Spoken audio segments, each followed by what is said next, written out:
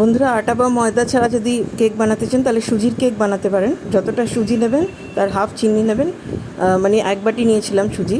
আর 3 বড় টেবিল চামচ তেল নিয়েছি, আর একটুখানি এলাচ গুঁড়ো দিয়েছি এর মধ্যে, আর 1 টেবিল চামচ মতো দই, আর 3-4 টেবিল চামচ মতো দুধ নিয়েছি, যাতে কনসিস্টেন্সিটা মিডিয়াম থাকে আর কি, মানে পোরিং কনসিস্টেন্সি।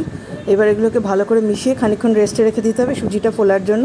তারপরে সুজিটা ফুলে গেলে তার মধ্যে বেকিং পাউডার দিতে হবে। অনেকে ইনোও ব্যবহার করেন, ইনোও করতে পারেন। বেকিং সোডা, বেকিং পাউডার দুটো ব্যবহার করতে পারেন। বেকিং সোডা 1 পিঞ্চ দেবেন, বেকিং পাউডার একটু বেশি দেবেন, 1 চামচ মতো। তো আমি শুধু বেকিং পাউডারই দিয়েছি। দিয়ে এবার তারপরে যে বাটিটায় বেক করতে বসাবো, একটা প্রেশার কুকারের ওপরের যে ভাল্বটা থাকে ওটা খুলে নিয়েছি, নিয়ে প্রেশার কুকারটাকে প্রিহিট করে নিয়েছি।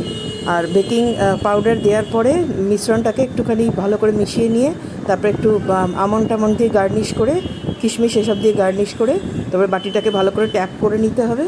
আর তারপরে কুকারটার মধ্যে বসিয়ে দিতে হবে। নিচে একটা কিছু কন্টেনার দিয়ে রাখবেন, যাতে কুকারের তলাটার সাথে ওই যে গ্রিজড যে পাত্রটার মধ্যে আমি কেক বসাচ্ছি সেটা যাতে কুকারের তলাটা না টাচ করে। তারপরে মোটামুটি আধা ঘন্টার মতো বেক করলেই এটা ঘরে তৈরি হয়ে যাবে।